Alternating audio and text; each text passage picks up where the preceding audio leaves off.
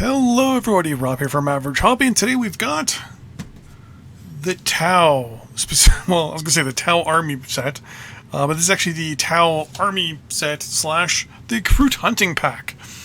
So this is the 10th edition T'au release.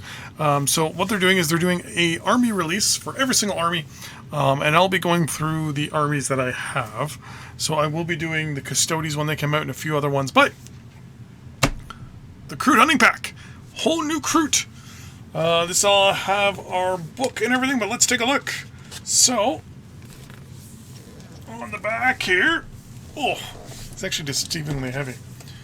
We got all the models we're going to get here.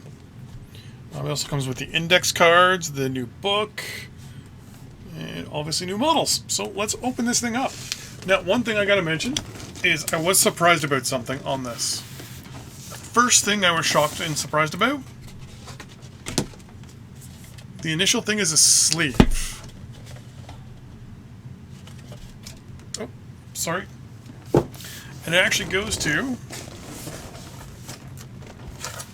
let's try to go around this box. So we have a box in a box.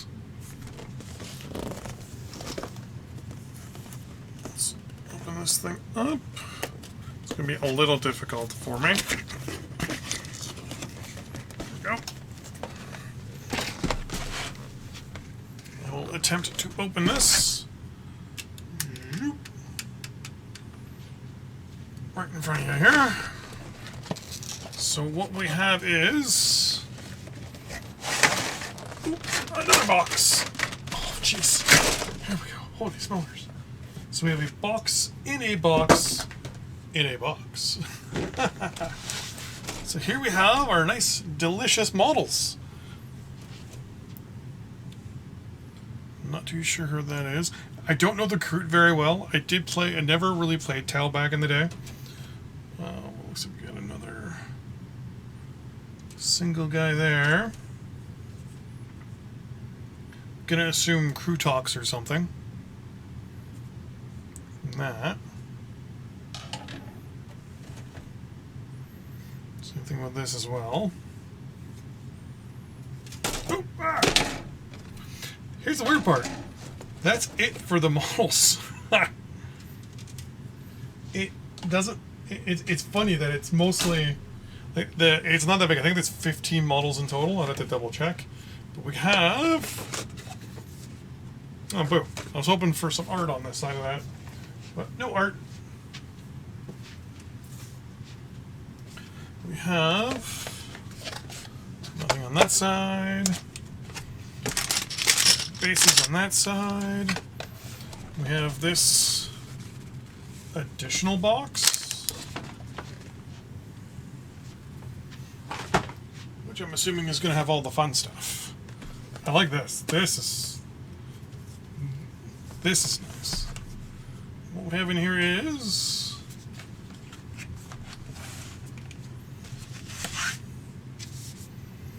we have our, I'm assuming this is the index cards. Yep, index cards. Feels kind of, don't know how I feel about the big box. Now, I will say this.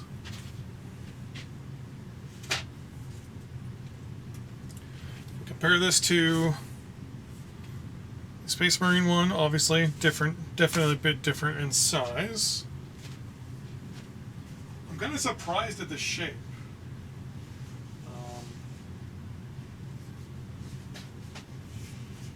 It's very weird shape, very weird shape.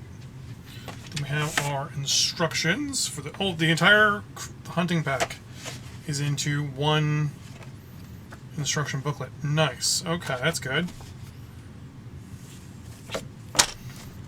And then we have the piece de resistance. The T'au Codex. Ooh, looks good, looks nice. Have to give it a read to see how much of it is different from the previous version. I will say this, I'm kind of disappointed that this is the way it is. I thought this was going to be attached to the book, but it is not.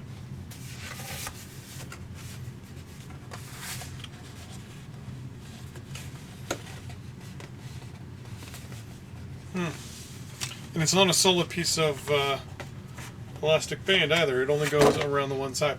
Well, there we go. So that is the unboxing. So what will happen in the next part of the video is we'll have all the models all put together through the instruction booklet. Thanks. I will see you back in a few minutes. Be right back. Okay, and we're back. So here we go. They're all put together, minus one guy who keeps falling off his ankle. Yeah, everyone is put together. I will try to get these lit the best I can.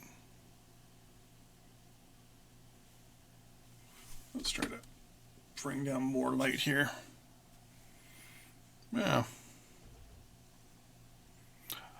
Overall, this guy right here and this guy right here, very fun, very easy to put together, very quick, not too difficult. These guys, the main Kroot, oh my god. Okay.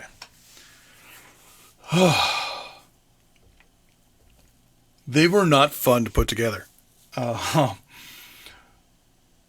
took probably way more time than I should have putting these guys together because I took breaks.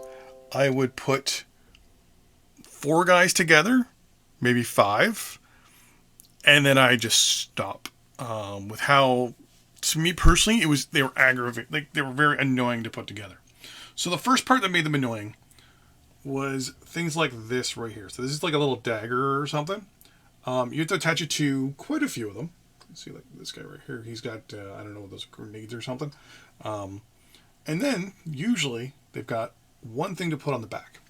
The problem here is that they don't show you really where to put them. Like, they'll show you just the little yellow spot on the part and the yellow spot on the model, and boom, there you go. But there's no attachment point. There's no nothing. So you put a little bit of glue on the model, and the glue just runs all over because it's a very flat spot. Or you put it on the part, but the part is so small, my hands are so big, that, believe me, more than enough times there were curse words being used. A lot of these guys with the little parts on their back, like this guy here, for example, he has 2. There were no actual spots on the back, so it would show you a side view. So it would show you the model, say, from this angle like this. It would show you just yellow there. Sorry, it would show you where to put like these grenades, but it would show you from this angle. So it wouldn't even show you directly on. A couple of them did have attachment points, like this guy here. He has, I don't know if you can make it out, like the little ring there. And then the gun kind of slots in. But the connection points are so tiny. It was just super annoying. All the arms are monopose. Why they didn't mold these packs on the back, I don't understand. Now, yeah, you could probably keep them off if you wanted to. And to be honest, maybe when I got to, like, I think Kroot Carnivore 8 or 9, I contemplated going back and just removing all of them off of everybody and just not having these extra little parts here and there because they were so annoying to put together and put on. Other than that, the arms were pretty good because they have this like weird like little diamond pattern where they can go in perfectly fine. The Krootoks, putting them together, so this guy put together like a breeze, no problems, no issues. This guy, little bit harder, mainly because everything pivots on this one big part back here. But not only that part, but on dude's ankles. I don't know if you can see that. I used some sprue goo to try to like build up the connection there a little bit more. But I believe, yeah. So you're connecting on this small little spot, which you'll see in the next little model here. This guy, a little different. The arm is all mostly one big piece. Well, the arm is technically, you can kind of see the mold line there. So the arm is split down the middle, but part of that arm is connected to the base. So this guy, not a problem either. But, like I said, this guy right here is connected like this. And so is this guy. Like, you have everything and all the weight on this model on this one little spot. Right there. Like, why? Why not just mold that leg, which is just basically the... Okay, if I can get in... this little area here and the leg. So it's basically the upper thigh, like the front part of the upper thigh, the leg, and then it stops at the toes. And then you have the toes in the base. Why? Why? This guy has now fallen off 5, 6 times.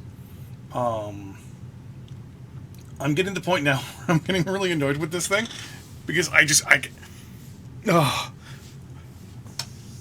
the models are amazing, but the methodology behind the molding, I don't understand.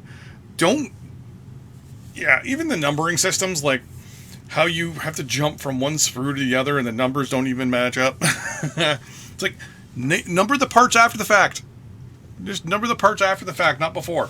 But yeah, so I'm probably going to glue this guy back together and swear a lot. As for spare parts, for this guy right here, nothing.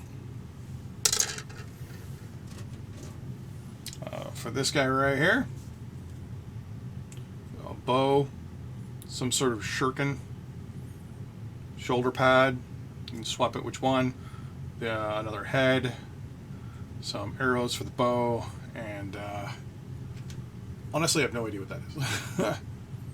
It's possibly the guard that goes on your arm, on someone's arm when they use a bow, which I can't think of the name off the top of my head at the moment. First Krootox. So this is the spare for, I believe, these two. So it's the spare for this guy and this guy. So you got some of the little reed things that are on the hair, some arms, because you have a secondary weapon, little rangefinder, things like that, another head over here. So there's that. Then for the other two, whoops.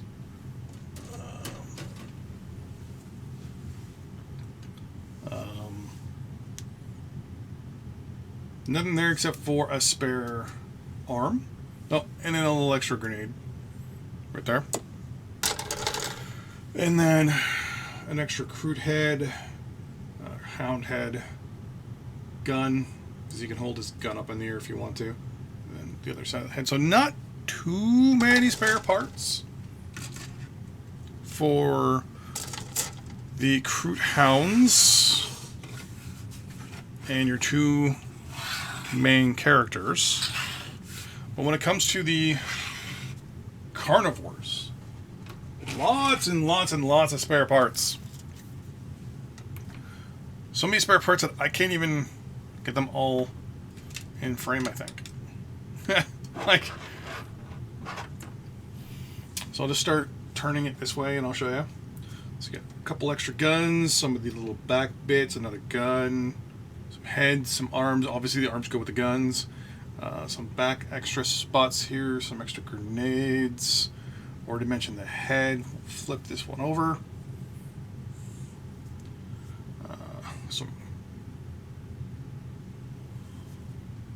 Yeah, it's food, right? Yeah. So some prime rib. I'm not joking. That's prime rib. And then some extra heads and stuff like that. To prove it, here's the back side. You can actually see, like, it's actually got a hook in it. Like, you actually have meat hanging off of some of these guys, which is hilarious. And then here is the other one. Same thing, some extra guns with the associated arm, a little antenna, because a certain head has an antenna on it. Yeah, some extra pauldrons, back parts. Yeah, so there you go. That's all the spare parts. It's like quite a few when it comes to the Kroot carnivores. Krootox, not so much. Obviously, the two special characters. This guy, no extra stuff. And then this guy, obviously, as I mentioned, it's just his alternate weapon as the choice. Overall, the sculpts are good. Like I said, my big issue is just how they put them on the sprue and how they extrude the models. Show you just some random ones here.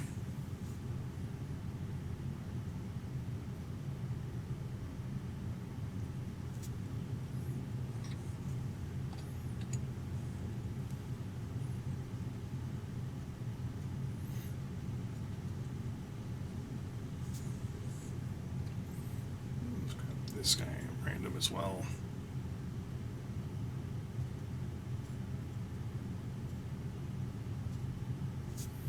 And then for scale, I'm going to grab a T'au soldier here.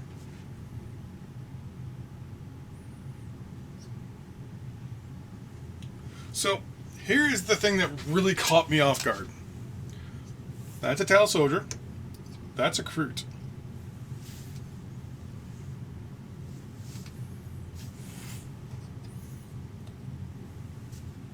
T'au soldier. Kroot. The T'au come to their shoulders. So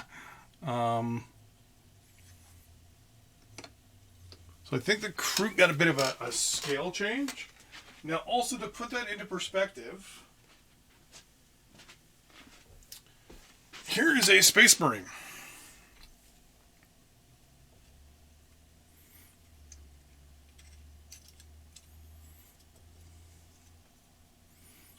Primaris, Kroot.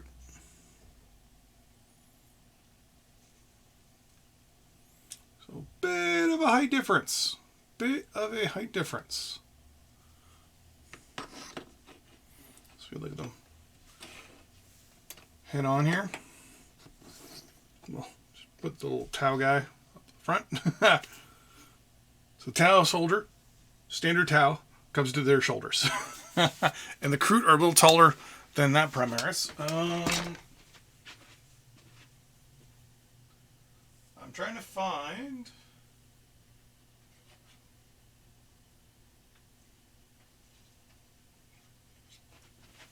For example, here's a Primaris Lieutenant for additional scale here. So he's a little shorter, actually, than the Kroot. So yeah, overall, pain in the butt to put together, but they look beautiful. I wasn't expecting them to be as tall, to be honest. I thought they'd be roughly the same size as the regular T'au. They are not. Which I guess kind of makes sense, I think. I don't know. But yeah, so there you go. So that's them all put together, a little bit of scale and some spare parts. And we will be right back with them all painted up, all speed painted, and this guy over here, put back together. So that mind, be right back. Okay, and we're back, everybody. So, here they all are painted up, the Kroot Hunting Pack, with the carnivores all painted up. They look pretty good, pretty good. Overall, painting them was pretty easy. I did them with, I think it's Autumn Sage as the primary color. And then I just did leather brown, some red, ancient stone, I believe, on the hilts for the handles for the knives.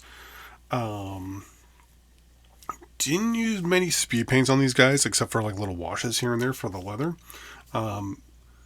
These guys back here, the Krootoxes, or the Krootox Riders. They were pretty much done all in speed paints from head to toe. And then I just came back with the Autumn Sage and did the skin on the rider themselves. And yeah, pretty good. Like I said, they're easy overall to put together to a point. Painting wasn't much of an issue. Just trying to come up with a good paint scheme, honestly, was pretty easy. They're just all, like this guy right here, you can see, like the Kroot themselves are 90% whatever color that you want them to be, and then it's just leather and, you know, whatever shinies, right? Yeah, overall pretty good. Now, obviously, we have the two guys over here. These are the two primary models, obviously. So here's the first one. Like, oh yeah, look at the new blood effects from the Army Painter Fanatic range. I don't know if I can get my thumb in there. That's the True Blood and the regular blood. You can see a little bit of the rust effects on the center plate there as well. That's using the two different rusts, fresh rust and dry rust, and then using the rust wash over top of them to kind of meld them in together. And let's get the light a little bit better placed here. Yeah.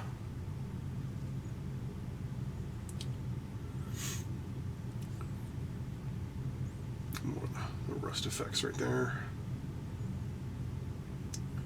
The blood effects on the weapon is really nice. I like the blood effects. I wish there was like a blood wash, but there's a red wash, so I might use a red wash on that maybe next time to just try and maybe blend it a little bit better. And then here is obviously, I can't remember which one this is, but look at the bloodiness on this guy and the rustiness. I dry brushed the rust on these first, and then came back and hit them with the two different bloods. You see like a little bit of a chunkiness in the blood, which is nice and cool through the reflection there. A little bit of rust on over here. The rust for this guy wasn't as much. I just put it mostly on the little chain loops there in the center. Lots of blood on the face, obviously, because he's eating whatever hunk of meat that is.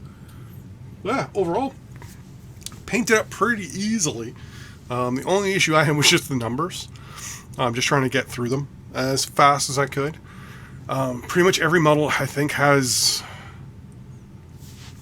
skin tone, the Autumn Sage, leather brown, this Army Painter silver speed paint, the metallic silver speed paint. I'm talking about all these guys. The leather brown, varnish red speed paint for the hair. And that's it. I was going to come back later and rust these guys up maybe a little bit. But yeah, overall, pretty easy to paint. Nothing too crazy, nothing too hard. My only main issue is just the numbers. I mean, there's 24, 5, there's 26 models. Quite a few models. And this was the first set, I will admit, after putting it all together, painting it and all that stuff, that I had my first major sets of regrets. I was just like, oh my god, this is so many models. Why did I buy a big set like this?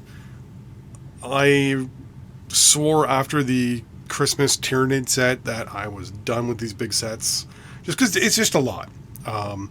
You feel like even after you've painted 20 models, you still haven't made that much of a dent, even though you've painted the majority. But you know what?